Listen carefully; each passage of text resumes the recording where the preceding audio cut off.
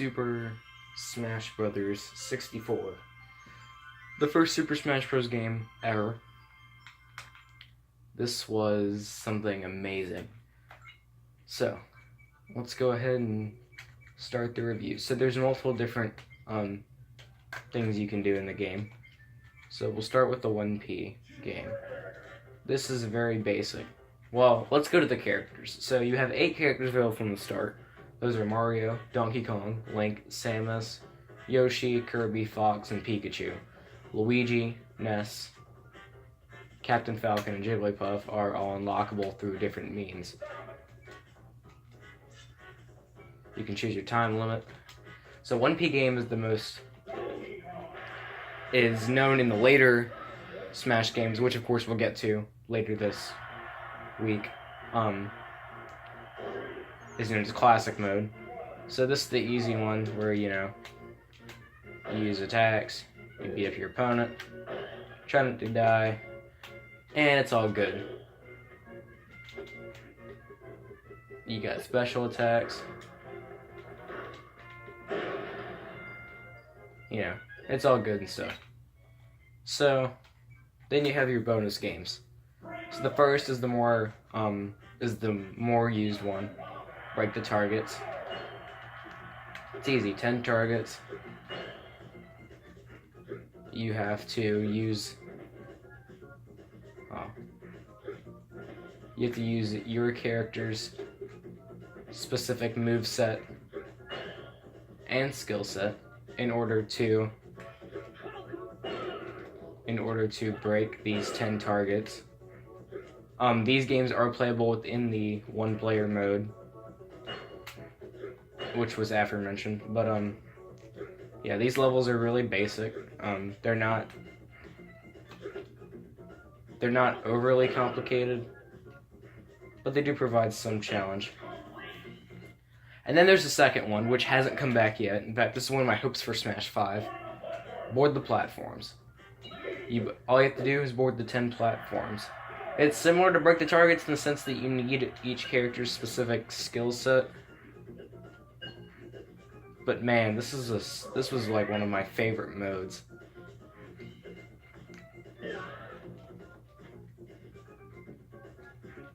So yeah, this is one of the few things in Smash 64 that didn't end up making any kind of return in later Smash games. However, pretty much everything else did, except for I think one of the stages got like a slight remake, I guess. So it wasn't really a port. I mean, pretty much the stages themselves were back. Oh, no. And of course you can mess up. So yeah. So that's all great, if you're playing by yourself one day, but that's not what most people played Smash for. They played it for the actual fighting. So, the versus options, you can turn on whether or not you get to select your stage. You can choose how much damage gets hit. You can unlock an item switch. And of course there's handicaps, so you can choose how much damage each character starts with.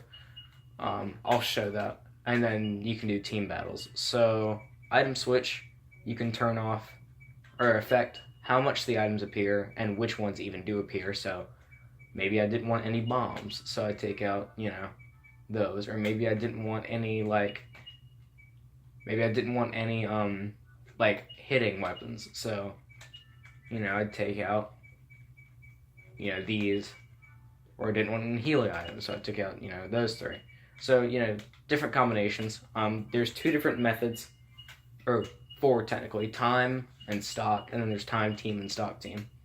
So time matches, you have a set time limit to get as many points as possible, and then there's stock match, which is just, lives pretty much. So I'm just going to show off. So the handicap, you can kind of change that. So let's put the handicap at 9, CPU level 1. Just to show that off real quick. So This is one of the more remembered stages. So the handicap is different in this game than it is in later Smash titles. It just means I take way more damage from stuff, as you can see. So it's good if you're like a pro and trying to get better. You know, if you want to take more damage from higher ranking characters. But the fighting itself, again, the N64 controller is known for being like ridiculous. So a lot of people like didn't like it. Personally, I think the controls pretty well. You can walk, or if you double tap, you can do like a dash. Jumping is easy. And then you have your standard attacks, so there's a kick, there's a punch.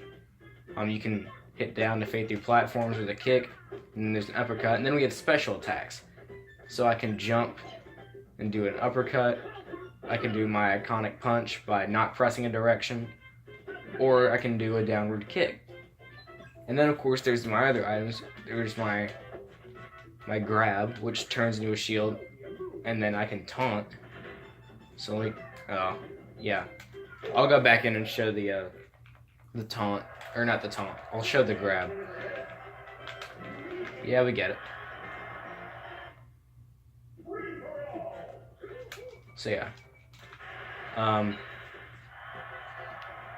here, I'll show that in a minute. So I can run up and smack Luigi, and then Z is just kind of an insta shield. So, you know, beat Luigi, and then if he goes punch you, just quick tap. So the fighting, and then of course the C buttons are just, they all do the same thing. They all jump. And D-pad does absolutely nothing. So you're pretty much playing the whole game on the left side, unless you really want to use the L button, but you really don't need it.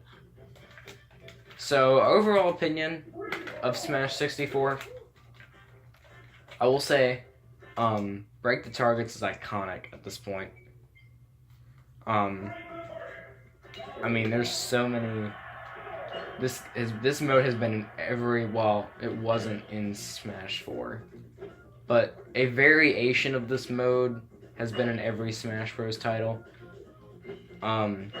It's known for being kind of a Smash staple, in a way. So, I personally think people really do underrate Smash 64. It's not amazing, but it was for its time. And you gotta think, there was, for those people who love Melee, or even something like Smash 4, you gotta, they come back and play this game and they're like, oh, this is terrible, it's like 12 characters and there's like nothing to do.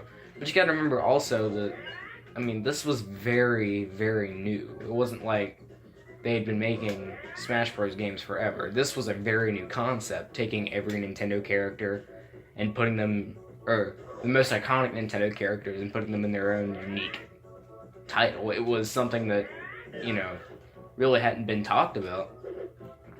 So I think for this time period, Smash 64 is still a great title, and today, even, it still is fairly well known. And, you know, hardcore Smash fans, I think, can always come back to this title as kind of a, you know, a staple. Because it's so, like, it's so remembered for being so good, you know. So, if I had to give this, like, an opinion out of 10, I'd probably give this game a 9. Great gameplay. It's got great potential for co-op, but it's not the greatest. It's definitely not the greatest title in the series. However, it did do some amazing things, and is definitely a great game for anyone who's retro fan or Smash Bros. Fan. So yeah, that's my. I know this one was kind of shorter than most people expected. That was my overall opinion of Smash 64. I'll probably go more in depth with tomorrow's Melee review / opinion, but yeah. So yeah, if you liked this review, please like the video. Comment down below with what you want to see me do next, as far as like reviews and stuff, and other stuff. Subscribe to the channel if you want to see more content, and I hope that you have a great rest of your day. Oh yeah, I forgot to mention, quick like after credits, I guess. There's a sound test. So yeah, you can play anything.